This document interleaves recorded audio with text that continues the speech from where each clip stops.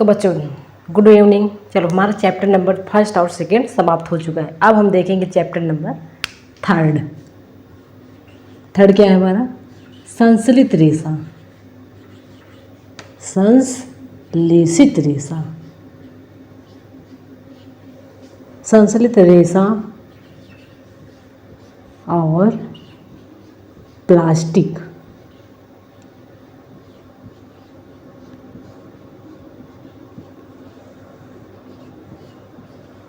संश्लित रेशा और प्लास्टिक। देखिए हम क्या बताए थे, रेशा कितने प्रकार के होते हैं? ठीक, क्या बताए थे? रेशा के प्रकार, रेशा के प्रकार कितने थे? एक था प्राकृतिक।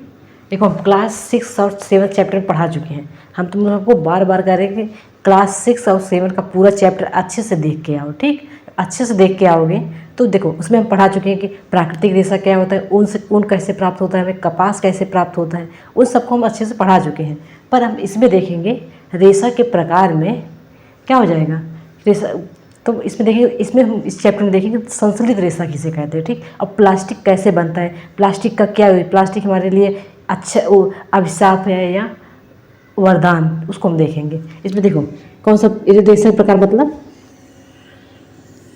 क्या? प्राकृतिक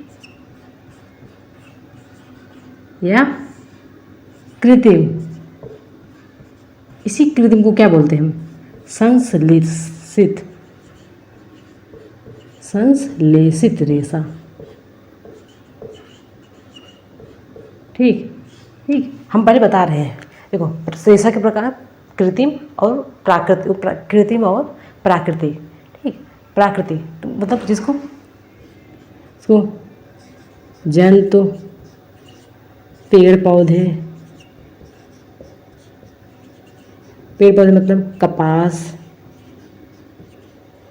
जूट, और जंतु से भेड़ से क्या बनता है हमें? ऊन। ठीक, जो चीज़ हमें जंतु से, पेड़ पौधों से प्राप्त हो उसको क्या बोलेंगे? उसको हम बोलते हैं प्राकृतिक रेशा। प्राकृतिक में जो प्रकृति से प्राप्त हो, जो अपने आप प्राप्त हो हमें, उसको क्या कहते हैं? प्राकृतिक रेशा। और कृत्रिम रेशा जो मानव द्वारा फैक्ट्रियों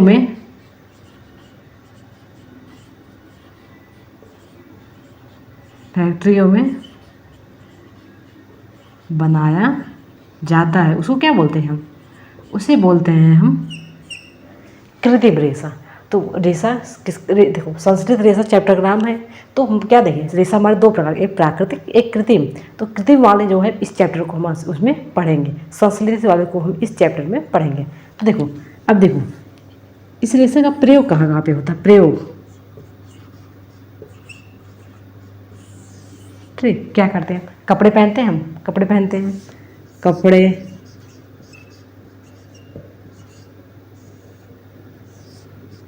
और कहाँ कहाँ पे? बैग,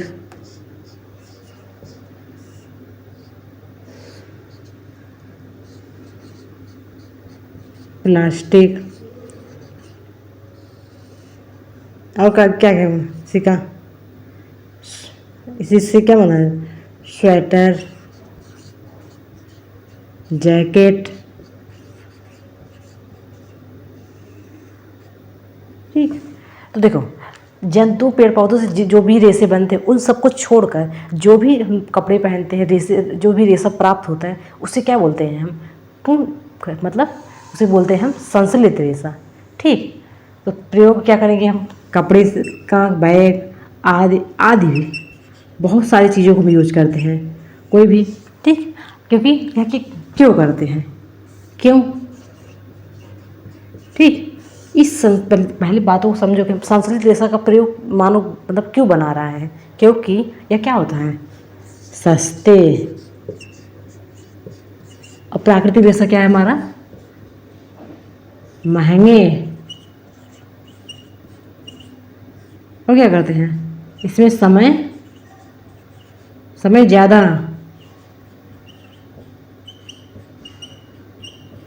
और इसमें क्या करता है, समय कम, इसमें समय कम लगेगा, ठीक, और जो है सस्ता भी है, ठीक। क्या करते हैं, देखो जब जब जनसंख्या जहाँ पे ज़्यादा है वहाँ पे कपड़ों की डिमांड ज़्यादा है, रोज रोज़ कपड़े बदलते हैं, हमें ठंडी का कपड़ा चाहिए, गर्मी का कपड़ा चाहिए, बरसात का कपड़ा चाहिए। जब मुझे हर मौसम का कपड़ा चाहिए तो क्या चाहिए, हमें ज़्यादा से ज़्यादा कपड़ों की डिमांड है। जब कपड़े की डिमांड ज़्यादा है तो हमें क्या चाहिए, सस्ता कपड़ा चाहिए ना। जब सस्ता कपड़ा होगा तो लोग उसको खरीद पाएंगे। और कुछ जंतु से ऊन, हमारे देश में ऊन, भेड़ कितने हैं, भेड़ों की संख्या ज़्यादा है नहीं, उनसे ऊन प्राप्त करना, उनसे स्वेटर, सभी के लिए स्वेटर बनाना हमें क्या पड़ेगा, पर्याप्त नहीं होगा। तो सभी के लिए स्वेटर बनाने के लिए हमें क्या चाहिए, हमें जो है इस संश्लेषित रेशा को बनाते हैं ताकि सभी लोगों को कपड़ा आसानी से मिल जाए। तो क्यों करते हैं,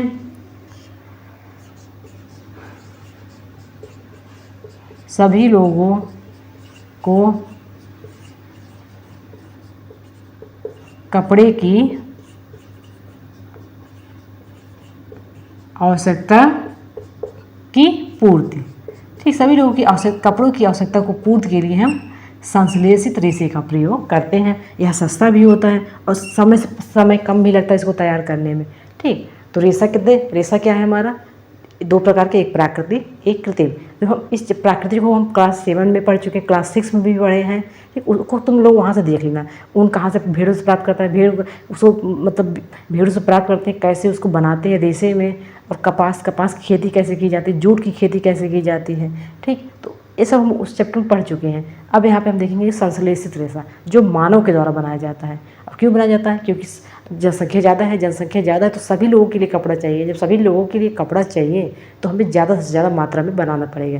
जब ज़्यादा मात्रा में बनाना पड़ेगा तो हमें सस्ता भी चाहिए और ज़्यादा मात्रा में चाहिए, तो हम संश्लेषित रेशा का प्रयोग करते हैं, ठीक। अब हम देखते हैं संश्लेषित रेशा कौन कौन सा होता है।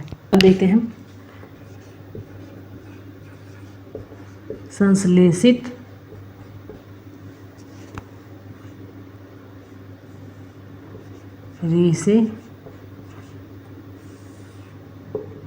रेशे क्या करते हैं, जैसे अनेक छोटे छोटे भागों को जोड़कर क्या बनाते हैं, बहुलक। इसी बहुलक क्या बोलते हैं हम, पॉलीमर। पॉली मतलब अनेक, अमर मीन्स भाग, ठीक। इसी पॉलीमर से हम क्या बनाते हैं, संश्लेषित रेशा, ठीक। तो संश्लेषित क्या रेशा है हमारा, यह कृत्रिम है जो मानव द्वारा बनाया जाता है, ठीक। अनेक छोटे छोटे भागों को मिलाकर हम एक बहुलक के रूप में बनाते हैं। उसी बहुलक से हम रेशे का निर्माण करते जाते हैं, ठीक। अब इसका देखते हैं,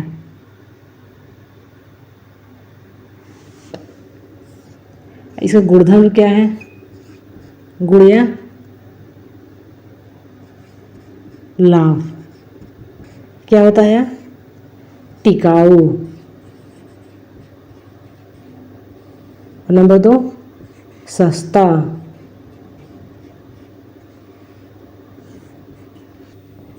जल्दी सूखना, और नंबर क्या है, और क्या करते हैं, देखो हमारा टेरी काट का कपड़ा होता है कि नहीं, जल्दी सूख भी जाता है, सस्ता भी, टिकाऊ भी होता है, और आसानी से उपलब्ध, जल्दी सूखना, ऊनी या प्राकृतिक रेशे की अपेक्षा, ठीक। तो ऊनी और प्राकृतिक रेशे की अपेक्षा क्या है, यह जल्दी सूखता है, और ठीक आसानी से उपलब्ध भी है, ठीक, सस्ता भी है, टिकाऊ भी है। तो क्या चाहिए, और हमें तो कपड़ा टिकाऊ चाहिए नहीं, ताकि वह कपड़ा लिए उसको पहनते रहें। नहीं तो आज कपड़ा लिए कल फट गया, क्या मतलब है, ठीक। आज ही कपड़े लिए कल फट गए तो क्या मतलब है। तो हमें टिकाऊ कपड़ा चाहिए, सस्ता चाहिए। और देखो ये बनता कैसे है, बनता है क्या, पेट्रोलियम उत्पाद से, पेट्रोलियम उत्पाद। ठीक,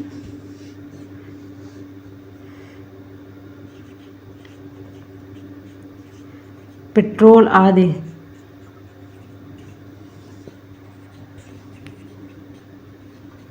निकालने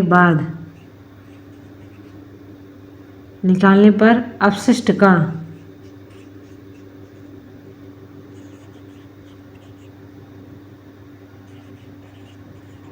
पुनः चक्रण। ठीक, जो पेट्रोल जैसे जहाँ से पेट्रोल निकालते हैं उसको निकाल लिए, पेट्रोल अलग कर लिए, फिर जो अपशिष्ट बचा उसको रिसाइकलिंग करके हम क्या बना लेते हैं, पेट्रोलियम उत्पाद, इसलिए सस्ता है। ठीक, तो संश्लेषित रेशा क्या है, जो मानव बनाते हैं। संश्लेषित रेशा के गुण कैसे बनते हैं, अनेक अनेक छोटे छोटे भागों को जोड़कर एक रेशा बना लेते हैं। ठीक, जिसे क्या बोलते हैं, बाहुलक के रूप में।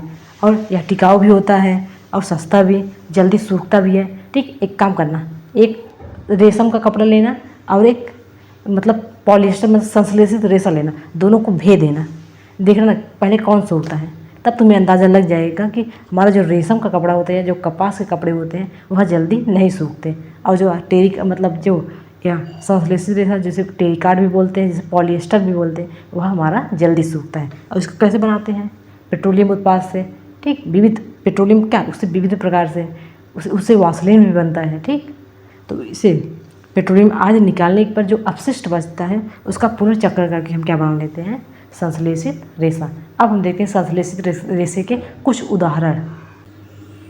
उदाहरण में नंबर 1 क्या हो जाएगा हमारा, रेयान। और नंबर 2 पे हमारा हो जाएगा नायलॉन।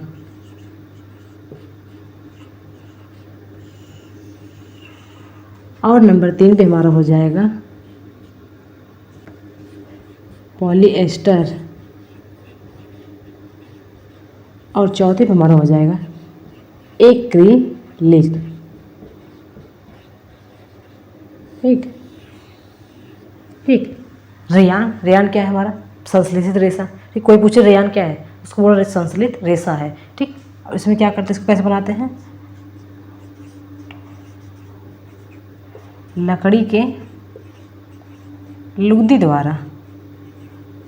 इसको कैसे बनाते हैं, लकड़ी के लुगदी का प्रयोग करके।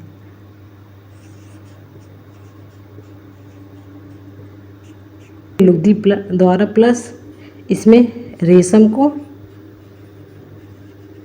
क्या करते हैं, रेशम को मिक्स। ठीक, रेयान कैसे बनाएंगे, उसमें रेशम को थोड़ा मिक्स कर दें, उसमें लकड़ी का मुरादा मिला देंगे, तो क्या हो जाएगा, हमारा रेयान तैयार हो जाएगा। इससे क्या बना लेते हैं हम, इसमें बना लेंगे रजाई, गद्दा, और क्या क्या बनाते हैं, कालीन, जो फर्श पर बिछाते हैं, फर्श पर बिछाने वाला कालीन हम इससे बना लेते हैं, रजाई बना लेते हैं, गद्दा भी बना लेते हैं। तो ठीक है, रेशम को मिक्स करके, रेशम का मिक्स कर देंगे, लकड़ी की लुगदी और रेशम को मिक्स करके हम रेयान को बना लेंगे। ठीक, उसका प्रयोग रजाई में कर सकते हैं, गद्दे में कर सकते हैं, और क्या क्या, रजाई, गद्दा, कालीन जो लेते हैं, और उसमें का प्रयोग कर सकते हैं हम सोफ़ा बनाने में लोग प्रयोग करते हैं। तो हम इसका अनेक जगह प्रयोग कर सकते हैं। और नायलॉन हमारा क्या है, इसमें पूर्ण रूप से कृत्रिम। ठीक, इसमें देखो हम रेशम को मिला दिए, रेशम हमारा क्या है, प्राकृतिक है। रेशम क्या है हमारा, प्राकृतिक। ठीक, लेकिन इसमें क्या करते हैं हम, पूर्ण रूप से प्राकृतिक, इसमें पूर्ण रूप से हमारा क्या है, कृत्रिम। उदाहरण में क्या क्या होता है, हल्का, बहुत मजबूत। ठीक, बहुत ज़्यादा मजबूत होता है। ठीक, बहुत मजबूत मतलब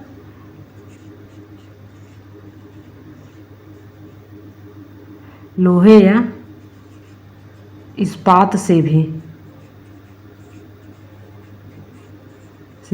ज़्यादा मजबूत। ठीक, अब क्या क्या बनाते हैं, इसे बनाएंगे हम इस्पात तार से भी मजबूत। इसे बनाएंगे हम पैरासूट, और क्या क्या बनाते हैं, इससे बनाते हैं हम दांत का ब्रश, दांत का ब्रश जिससे हम ब्रश करते हैं, ठीक, जिससे ब्रश करते हैं वो नायलॉन का ही होता है। और दूसरा इसको बनाते हैं हम रस्सी,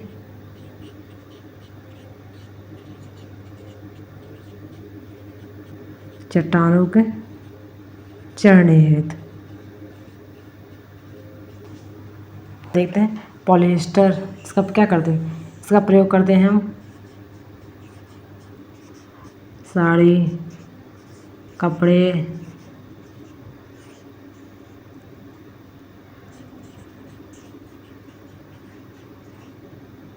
इसमें सिलवटें, सिलवटें मतलब जिसमें चूड़न, जैसे सिकुड़ता कम है, ठीक, सिलवटें या सिकुड़न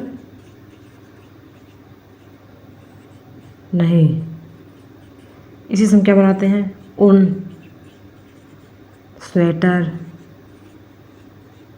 जैकेट आदि, ठीक। अब एक्रिलिक से हम क्या बनाते हैं, एक्रिलिक हमारा क्या है, क्या है एक्रिलिक हमारा, इसे बनाते हैं बोतल, प्लास्टिक का बोतल नहीं होता, प्लास्टिक का बोतल, बैग,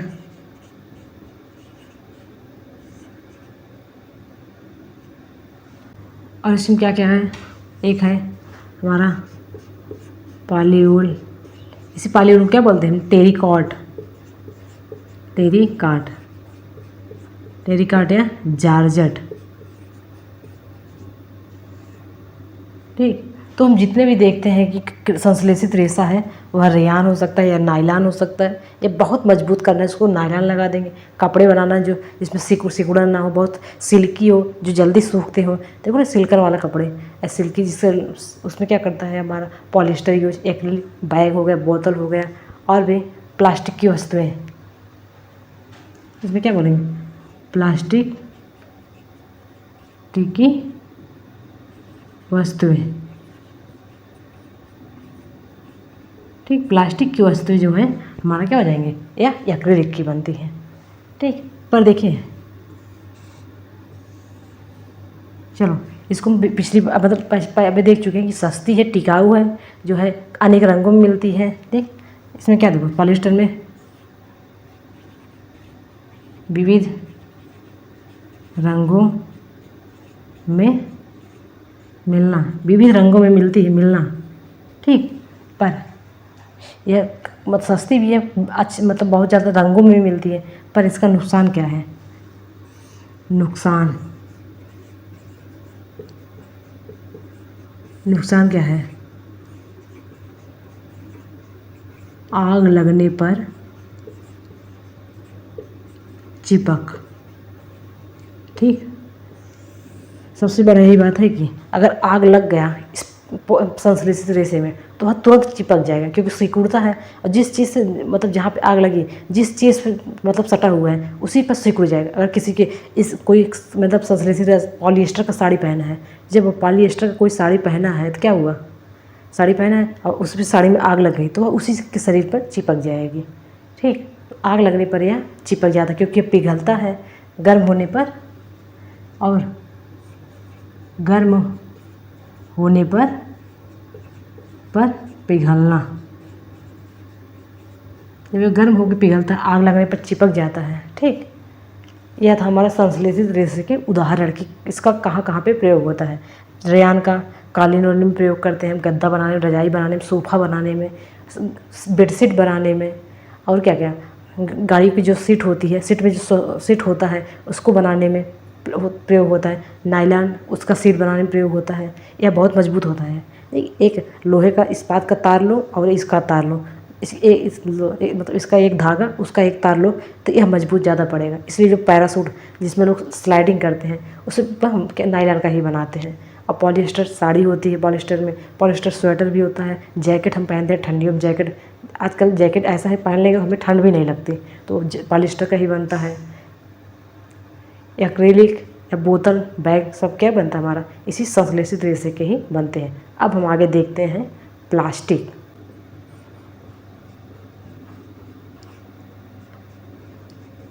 पॉलीथीन मतलब अनेक,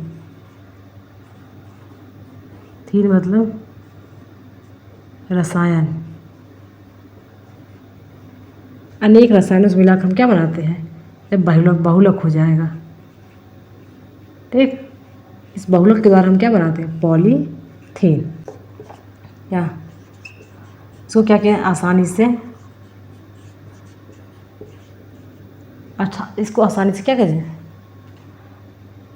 बनाना। अरे क्या होता है, पुनः चक्रण,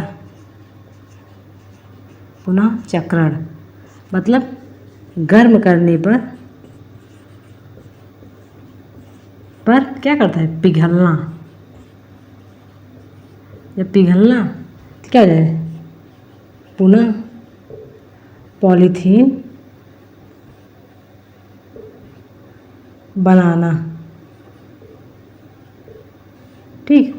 जब पुनः हम पानी से बना देंगे क्या हो जाएगा, गर्म करने पर पिघलना, उसे क्या कहते हैं, पुनः पॉलीथीन बना लेंगे। तो क्या हो, इसमें पॉली चक्र मतलब पुनः चक्र का गुण होता है। अब आसानी से बनाया भी जाता है, जैसे पॉलीथीन, पॉलीथीन की क्या होती है, थैलियाँ, खिलौने,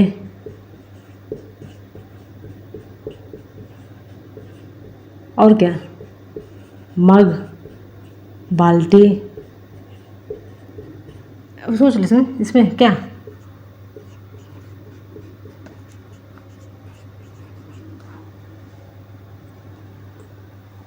प्लास्टिक की वस्तुएं, ठीक। तो पॉलीथीन हो गया, इस बहुलक में क्या लिखो, प्लास्टिक लिख लो, मतलब प्लास्टिक,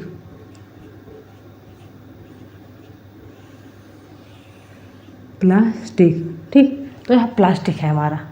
पुनः चक्र आसानी से इसको बनाया भी सकते हैं, ठीक। हम इसका पुनः चक्र का इसको पुनः भी बना सकते हैं। पर यार देखो, गर्म करने पर पिघल,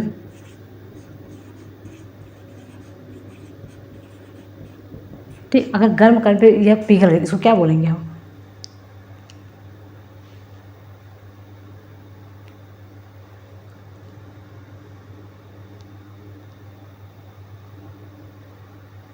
गर्म करने पर पिघलना, इसको क्या बोलेंगे हम, थर्मोप्लास्टिक। इसको क्या बोलते हैं हम, थर्मोप्लास्टिक। इसको कैसे कहा जाएगा, पॉलीथीन, और क्या क्या है, हमारे खिलौने, कंघी, एक पीवीसी, पीवीसी, पीवीसी पाइप, ठीक, पीवीसी पाइप। और दूसरा देखते हैं, अगर गर्म करने पर ना पिघले, ठीक। अब गर्म किए अगर ना पिघले तो क्या हो जाएगा, हम इसको क्या बोलेंगे, हम थर्मो सेटिंग,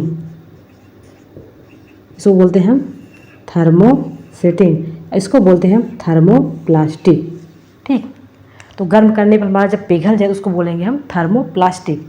और अगर गर्म करेंगे वह ना पिघलेगा तो हमारा अब क्या हो जाएगा, थर्मोसेटिंग। देखो इसका भी अपना इम्पोर्टेंस है, इसका भी अपना इम्पोर्टेंस है। अगर हम खिलौने, पॉलीथीन है, पॉलीथीन का एक बार यूज कर लिए, उसको फेंक दिए, तो फेंकने से अच्छा है कि क्या करेंगे, उसका हम पुनः रिसाइकिल करके पिघला कर पुनः पन्नी बना लें, तो हमारे लिए दोबारा यूज हो जाएगा। फिर थर्मोसेटिंग में या देखो तो क्या करें, कुकर का हत्था,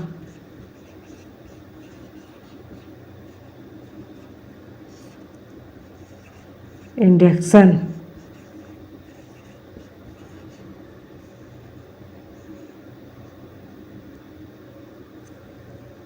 इसको क्या बोलते हैं हम, बैकेलाइट,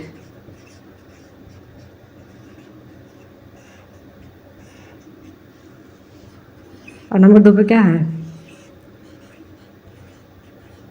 मेलामाइन, आग प्रतिरोधक, आग प्रतिरोधक। इसको कहाँ पर, रसोई बर्तन, ओवन, ओवन, ओवन देखे हो, ओवन जो हमारा ओवन होता है उससे हम प्लास्टिक का बर्तन यूज करते हैं। क्यों करते हैं? क्योंकि वह प्लास्टिक बर्तन क्या है हमारा, किसका बना रहता है? वो बना रहता है हमारा मेलामाइन का। मेलामाइन क्या है हमारा? आग प्रतिरोधक। ठीक, उस अगर प्लास्टिक में कोई मतलब ओवन है, ओवन में कोई प्लास्टिक में कोई भोजन रखे तो हमारा भोजन पक जाएगा, पर प्लास्टिक में कोई प्रभाव नहीं पड़ेगा, क्योंकि वह किसका बना है हमारा? मेलामाइन का। ठीक, इसी में क्या करते हैं, उदाहरण है इसका ओवन। और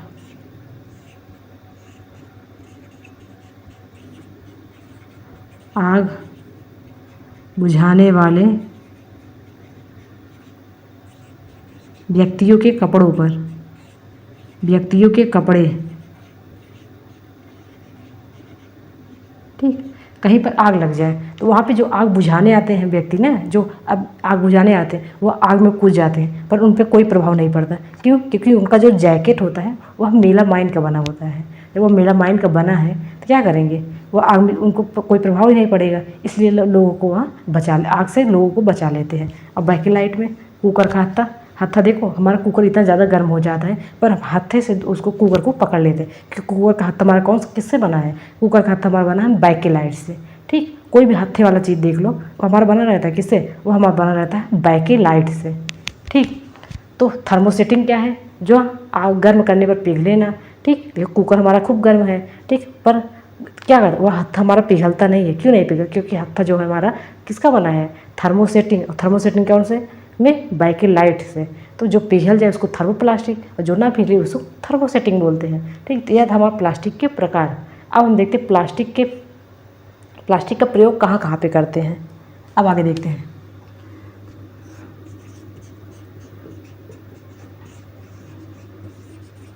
प्लास्टिक का प्रयोग, नंबर 1 क्या है हमारा? प्लास्टिक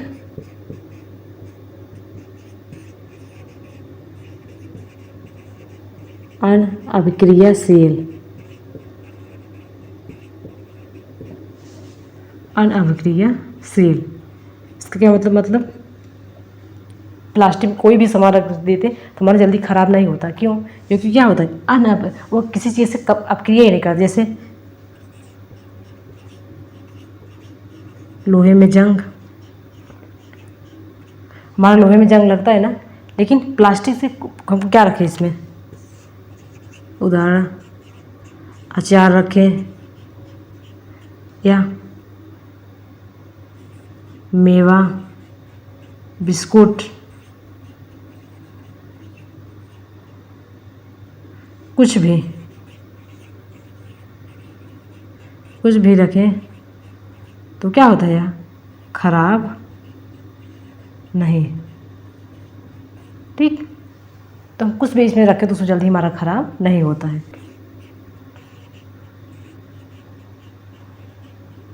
लंबे समय तक चलना, ऐसे हमारा बाल्टी हो गया, मग, और क्या क्या हमारा? कुर्सी। ठीक, कुर्सी तो क्या करते हैं? कुर्सी हो गया, बाल्टी, मग हो गया, या क्या होता है हमारा बहुत समय तक चल रहा है। लोग कहते नहीं कि इसको हम 10 साल से लेकर आए हैं, यह मग हमारा 10 साल से चल रहा है, अभी तक टूटा नहीं है। तो प्लास्टिक ज़्यादा है हमारा क्या होता है? लंबे समय तक चलता है। ठीक, और किसी चीज़ से क्रिया भी नहीं करता। इसमें कुछ भी सामान रख दे, मेवा रख दे या फल रख दे, मतलब फल नहीं, सूखा चीज़, कोई आटा रख दे, चावल रख दे, तो हमारा जल्दी ख़राब नहीं होता है। ठीक, और नंबर 3 पे क्या है? ये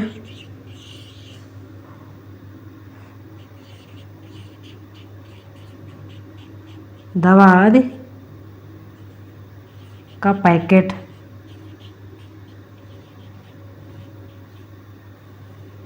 दवा पैकेट, इसी में पैक किए दवाई। देखो कोई भी दवा देख लो वो किस में रहता है? दवा जिसमें पैक रहता है वो किसका रहता है? वो प्लास्टिक का ही तो रहता है। दवा उसमें पैक रहता है, दवा का पैकेट। ग्लूकोज, जो ग्लूकोज हम चढ़ाते हैं, ठीक, ग्लूकोज, इसको लिख लो। दवा आ दिया, स्वास्थ्य सामग्री में, स्वास्थ्य सामग्री में हम क्या करते हैं? इसका प्रयोग करते हैं। ओवन, यहाँ पे देखे ही थे ओवन, तो क्या बोलते हैं, इसको माइक्रोवेव बोलते हैं, माइक्रोवेव। ठीक, माइक्रोवेव में क्या, प्लास्टिक का बर्तन, प्लास्टिक का बर्तन। और अब इसमें देखो मेलामाइन और दूसरा, एक यहाँ देखो दोबारा, एक यहाँ, मैं दो चीज़ लिख दी हूँ पहले से ही, तो देखना इसका भी देखो तीसरा नंबर आया था स्वास्थ्य सामग्री में। और ओवन में, माइक्रोवेव में भी प्लास्टिक का यूज किया जा रहा है। और आग बुझाने में मेलामाइन का जैकेट लोग पहनते हैं ताकि आग अच्छे से बुझ जाए। ठीक, और भी क्या,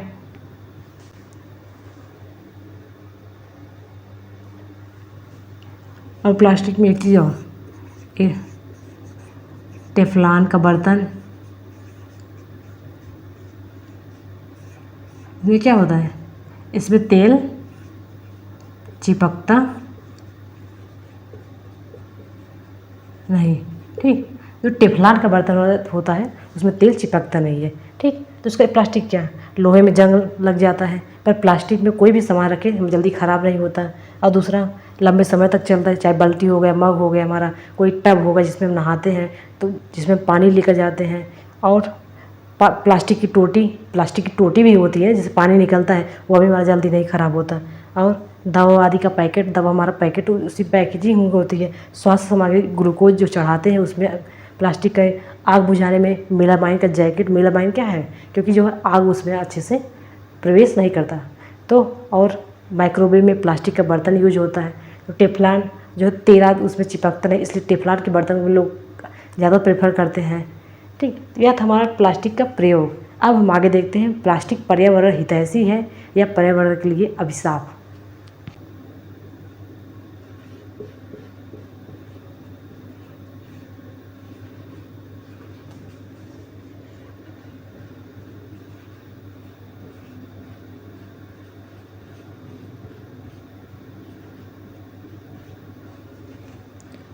प्लास्टिक पर्यावरण हितैषी क्यों नहीं, इसमें हम क्वेश्चन मार्क लगा रहे हैं।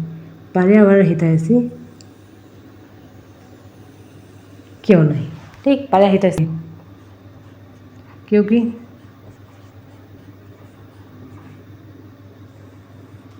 प्लास्टिक जलाने पर हानिकारक गैस निकलती है, हानिकारक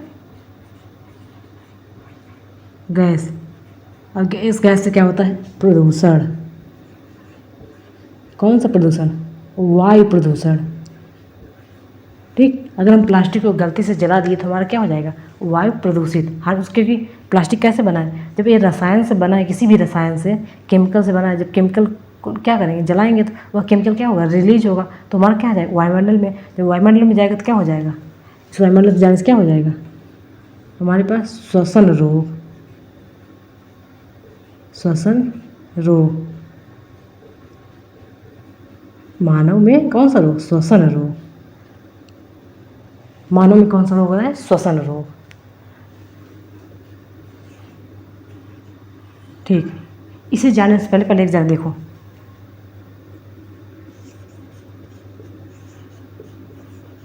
जैव निम्नीकरण, अजैव निम्नीकरण।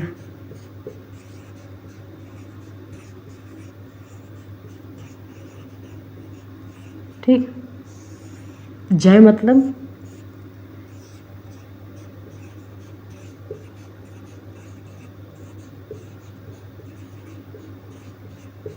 अपशिष्ट का विघटन कौन करता है, जीवाणु द्वारा।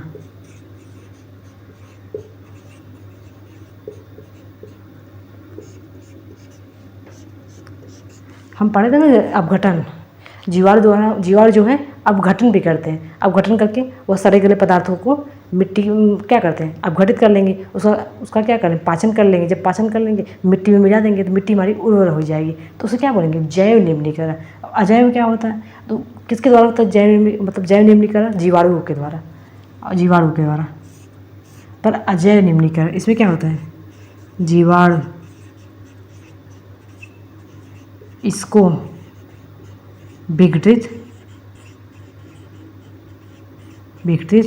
नहीं, क्योंकि जीवाणु इसको विघटित नहीं कर सकते। तो हमारे प्लास्टिक क्या है, अजैव निम्नीकरण। ठीक, समझो, जो जीवाणु द्वारा जिसका विघटन हो जाए उसको जैव निम्नीकरण, जीवाणु द्वारा जिसका विघटन ना हो उसको क्या बोलेंगे, अजैव निम्नीकरण। तो हमारा क्या है, अजैव निम्नीकरण। ठीक, और नंबर 3, चलो अब एक रिपोर्ट देखते हैं।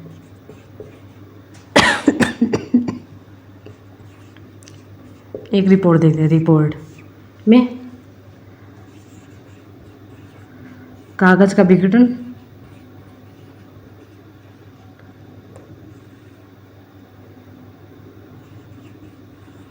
उनका विघटन, लकड़ी का विघटन,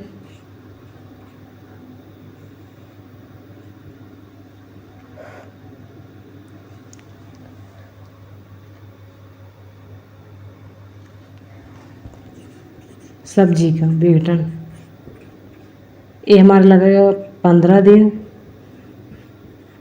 ये हमारा लगेगा 15 वर्ष, ये हमारे लगेगा 1 वर्ष, ये हमारा लगेगा 30 दिन। चलो, कागज़ को सड़ गल कर मिट्टी में मिलने के लिए 30 दिन चाहिए, उनको 1 वर्ष चाहिए। चलो, लकड़ी को सड़ने गलने में 15 वर्ष चाहिए और सब्जी को 15 दिन चाहिए। पर प्लास्टिक का या प्लास्टिक का विघटन मतलब विघटन मतलब क्या होगा,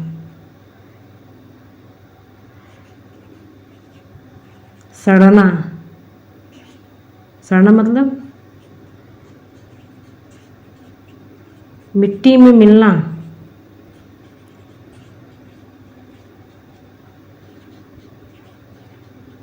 पोषकता को बढ़ाना। ठीक, यह विघटन मतलब है। विघटन क्या होता है, कभी नहीं,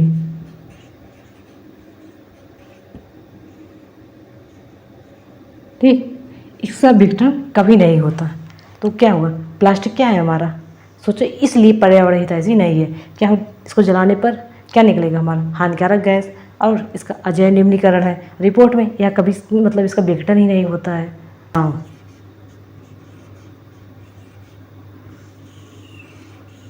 बचाओ हम क्या करेंगे, ठीक, क्योंकि कम यूज करें तो क्या करें, कपास के थैले का प्रयोग,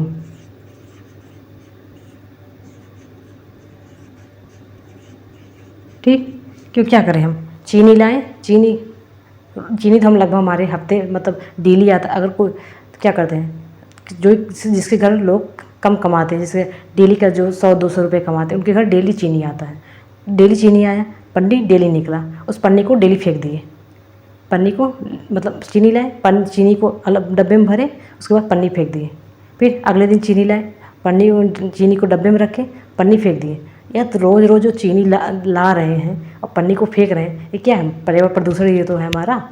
ठीक, उसको क्या करेंगे, प्लास्टिक, ठीक, तो क्या करेंगे हम, जब अगर कपास के थैले का प्रयोग करेंगे, हम डेली चीनी लाने जाएंगे, अपना थैला स्वयं लेकर जाएंगे। जब अपना थैला स्वयं लेकर जाएंगे, हम चीनी को डेली स्वयं लेकर आएंगे, तो हमें पन्नी लाने की ज़रूरत ही नहीं पड़ेगी। जब पन्नी लाएंगे नहीं तो फेंकेंगे क्या, इसलिए हमें कपास के थैले का प्रयोग करना चाहिए। दूसरा,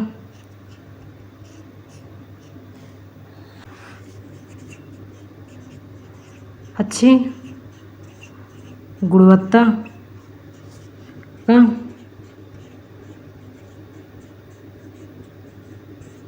प्लास्टिक प्रयोग, ठीक, अच्छी गुणवत्ता का। अगर अच्छी गुणवत्ता का प्लास्टिक का बाल्टी लेकर आए, मग लेकर आएंगे, तो जो है एक मग हमारा 10-10 साल, 20-25 साल चल सकता है। पर अगर वही ख़राब क्वालिटी का प्लास्टिक का लेकर आएंगे मग हो, तो जल्दी जल्दी टूट गया, जल्दी जल्दी ख़राब होगा। ठीक, इसलिए हमें अच्छे क्वालिटी का प्लास्टिक का यूज करना चाहिए। ठीक, और बचाव में नंबर 3,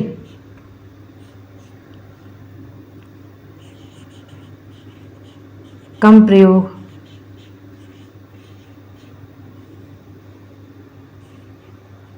और नंबर 4,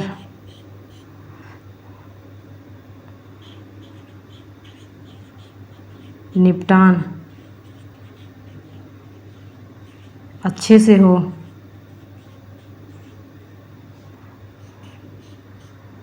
प्लास्टिक क्या करें, प्लास्टिक को कूड़े दान में ही फेंकें। ठीक, प्लास्टिक को हम कूड़ेदान में ही फेंकें।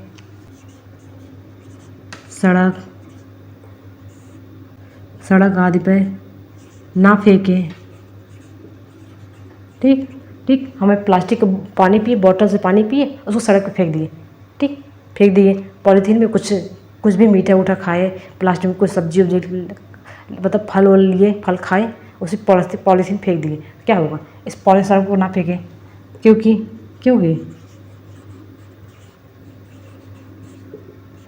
मवेशी पशु क्या करते हैं, उसका सेवन, उससे क्या हो जाएगा, उनकी मृत्यु भी। ठीक ठीक, उनके गले में अगर पॉलीथीन फंस गया, ठीक, उनका श्वसन रुक जाएगा और चला गया पेट में, अगर पेट में चला गया, उनकी पाचन शक्ति को, उनके डाइजेस्टिव सिस्टम को डैमेज कर देगा। ठीक, इससे उनकी मृत्यु भी हो सकती है। और ये नंबर हमारा 6 था। और अब हम आगे देख रहे हैं, इसका क्या करें, रीड्यूस, रीयूज,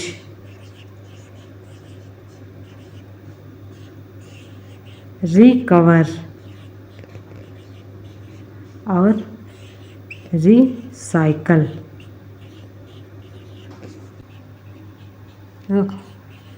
कम प्रयोग,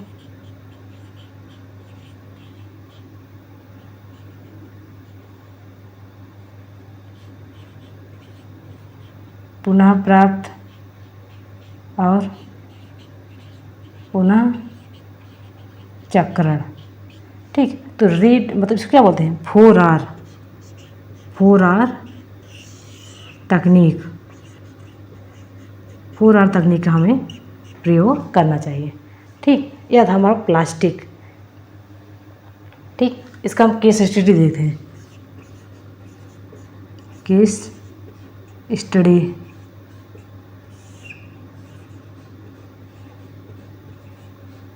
जापान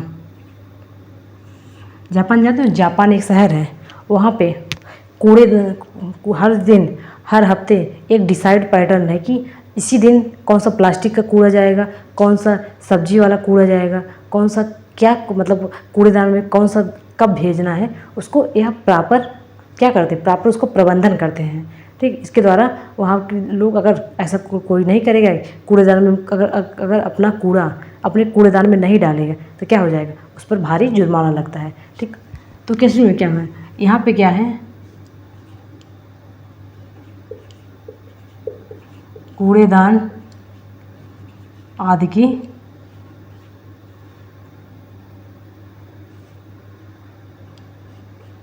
का प्रबंधन अच्छे से। और नंबर 2 हमारा क्या है, इंदौर भारत का एक देश है जो कहाँ पे है हमारा, मध्य प्रदेश। कहाँ पे हमारा, मध्य प्रदेश। यहाँ के लोग अपने गाड़ियों में भी डस्टबिन रखे रहते हैं। ठीक, कुछ भी खाए उसी डस्टबिन में डाल दें, ना सड़क पर फेंकते हैं ना कहीं और फेंकते हैं, वह अपने कूड़ेदान में रखते हैं। घर आकर वहाँ किसी सुरक्षित जगह पे जहाँ पर सरकार ने कूड़ेदान लगवाया है वहीं पर उसको डाल देते हैं। ठीक, यह हमारा। और जापान के लोग कूड़े का रिसाइकलिंग करने के लिए उसकी इतनी अच्छी व्यवस्था की है कि मतलब हर हफ्ते हर दिन कौन सा कूड़ा किस दिन जाएगा, कौन सा प्लास्टिक वाला कूड़ा जाएगा, कौन सा जो है फलों वाला कूड़ा जाएगा, उसको वह अच्छे से प्रबंधित करता ताकि कूड़े का क्या हो जाए, रिसाइकलिंग अच्छे से हो जाए। ठीक, अगर प्लास्टिक को प्लास्टिक में फेंकें, सब्जी वाले को सब्जी में, घरेलू अपशिष्ट में फेंकें, इसलिए जो है वहाँ पे उसका जो है वहाँ पे पॉलिसी मतलब ठीक। तो यह था हमारा संश्लेषित रेशा और प्लास्टिक। इस चैप्टर को हम यहीं पर समाप्त करते हैं।